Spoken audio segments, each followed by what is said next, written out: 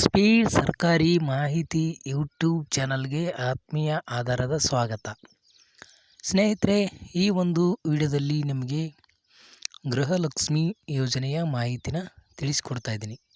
ಹೌದು ಸ್ನೇಹಿತರೆ, ಇಲ್ಲಿ ಈಗ ಆಲ್ರೆಡಿ ತುಂಬ ಜನರಿಗೆ ಹಣ ಬರ್ತಾ ಇಲ್ಲ.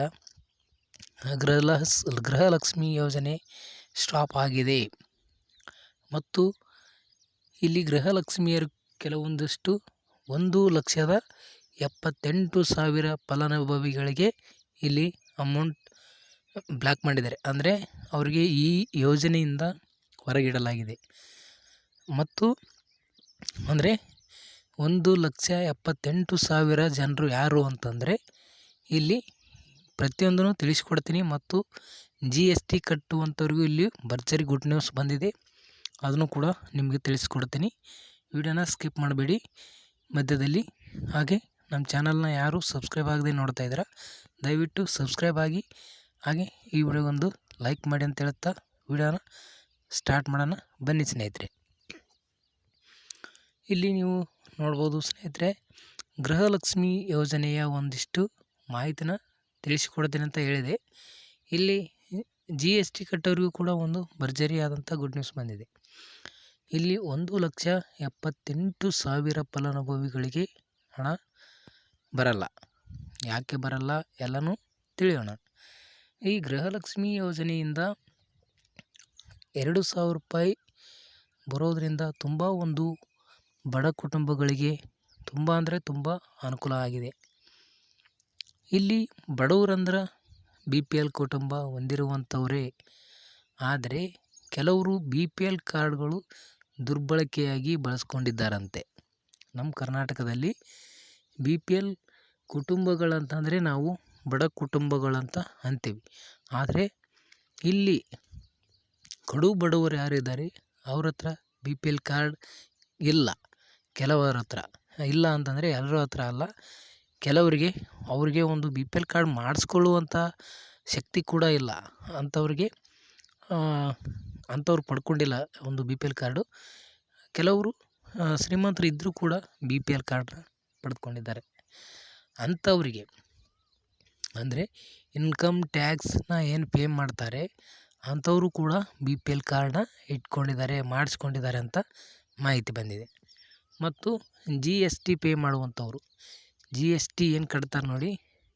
ಈಗ GST ಅಂತಂದರೆ ಮಾಮೂಲಾಗಿ ಒಂದು ಯಾವುದೇ ಒಂದು ಬಿಸ್ನೆಸ್ ಮಾಡೋದು, ಸಣ್ಣ ಪುಟ್ಟ ವ್ಯಾಪಾರ ಮಾಡೋರಿಗೂ ಕೂಡ ಒಂದು GST ಅವಶ್ಯಕವಾಗಿರುತ್ತದೆ. ಈಗಿನ ದಿನದಲ್ಲಿ GST ಸಣ್ಣ ಪುಟ್ಟ ವ್ಯಾಪಾರ ಮಾಡೋರು ಕೂಡ GSTನ ಕಟ್ತಾರೆ, ಅವರು GST ಪೇ ಮಾಡ್ತಾರೆ. ಹಾಗಾಗಿ GST ಕಟ್ಟುವಂಥವ್ರು ಮತ್ತು ಇನ್ಕಮ್ ಟ್ಯಾಕ್ಸ್ ಕಟ್ಟುವಂಥವ್ರು ಈ ಇಬ್ಬರಿಗೂ ಕೂಡ ಗೃಹಲಕ್ಷ್ಮಿ ಯೋಜನೆಯಿಂದ ಹೊರಗಿಡಲಾಗಿತ್ತು. ಈಗ ಗೃಹಲಕ್ಷ್ಮಿ ಯೋಜನೆ ಪಡಿಬೇಕಂದ್ರೆ GST ಪೇ ಮಾಡಿರಬಾರ್ದು, ಇನ್ಕಮ್ ಟ್ಯಾಕ್ಸ್ ಕಟ್ಟಿರಬಾರ್ದು ಅಂತ ಸರ್ಕಾರ ಒಂದು ರೂಲ್ಸ್ ಮಾಡಿತ್ತು. ಇಲ್ಲಿ ಚಿಂತನೆ ಏನು ಮಾಡಿದ್ದಾರೆ ಅಂತಂದರೆ ಸರ್ಕಾರ ಅಥವಾ ಮಹಿಳಾ ಮತ್ತು ಮಕ್ಕಳ ಅಭಿವೃದ್ಧಿ ಇಲಾಖೆಯಿಂದ ಅಧಿಕಾರಿಗಳು ಏನು ಒಂದು GST ಕಟ್ಟುವಂಥವ್ರು, ಮಾಮೂಲಾಗಿ ಎಲ್ಲರೂ ಒಂದು ಬಿಸ್ನೆಸ್ ಮಾಡುವಂಥವ್ರು, ಅಂದರೆ ದೊಡ್ಡ ದೊಡ್ಡ ಬಿಸ್ನೆಸ್ ಅಲ್ಲ, ಸಣ್ಣ ಪುಟ್ಟ ಒಂದು ಯಾವುದಾದ್ರೂ ಕಿರಾಣಿ ಶಾಪ್ ಇದ್ದವರು ಕೂಡ GST ಅವಶ್ಯಕವಾಗಿರುತ್ತದೆ. ಮತ್ತು ಯಾವುದಾದ್ರೂ ಸ್ವಲ್ಪ ವ್ಯವಹಾರ ಮಾಡುವಂಥವ್ರದ್ದು ಕೂಡ ಒಂದು GST ಇರುತ್ತೆ. ಹಾಗಾಗಿ ಅವರೇನು ಶ್ರೀಮಂತರ ಆಗಕ್ಕೆ ಸಾಧ್ಯ ಇಲ್ಲ. ಸಣ್ಣ ಪುಟ್ಟ ವ್ಯಾಪಾರ ಮಾಡೋಂಥವ್ರು GST ಕಟ್ತಾರಂತಂದರೆ ಅವರು ಏನು ಪೇ ಮಾಡ್ತಾರೆ. ಅದಕ್ಕಾಗಿ ಅಂಥವ್ರಿಗೆ GST ಕಟ್ಟುವಂಥವ್ರಿಗೂ ಕೂಡ ಒಂದು ಇದು ಕೊಡಬೇಕು, ಗೃಹಲಕ್ಷ್ಮಿ ಅನ್ನೋ ಒಂದು ಕೂಗು ಕೇಳಿ ಬರ್ತಾ ಇದೆ. ಅಂದರೆ ಮಹಿಳಾ ಮತ್ತು ಮಕ್ಕಳ ಅಭಿವೃದ್ಧಿ ಇಲಾಖೆ ಅಧಿಕಾರಿಗಳು ಸರ್ಕಾರಕ್ಕೆ ಮನವಿ ಪ್ರಸ್ತಾವನೆ ಸಲ್ಲಿಸಿದಾರಂತೆ. ಅವ್ರಿಗೂ ಕೂಡ ಒಂದು ಕೊಡುವಂಥ ಸಾಧ್ಯತೆ ಇದೆ. ಮತ್ತು ಅವರಿಗೆ ಯೋಜನೆಯಿಂದ ಹೊರಗೆ ಏನು ಇಟ್ಟಿದ್ರಲ್ಲ ಅವರಿಗೆ ಮತ್ತು ಯೋಜನೆಗೆ ಆ್ಯಡ್ ಮಾಡುವಂಥ ಒಂದು ಸಾಧ್ಯತೆ ಇದೆ.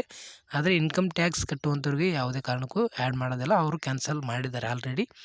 ಅವರಿಗೆ ಇಲ್ಲಿ ಟೋಟಲ್ ಆಗಿ 1,78,000 ಫಲಾನುಭವಿಗಳನ್ನ ಹೊರಗಿಡಲಾಗಿತ್ತು. ಇದರಲ್ಲಿ 1,02,000 ಫಲಾನುಭವಿಗಳು GST ಕಟ್ಟುವಂಥವ್ರು. ಇನ್ನು ಉಳಿದಂಥ 72,000 ಜನರು ಇನ್ಕಮ್ ಟ್ಯಾಕ್ಸ್ ಪೇ ಮಾಡುವಂಥವ್ರು. ಇವರಿಗೆ ಸಿಗೋದಿಲ್ಲ.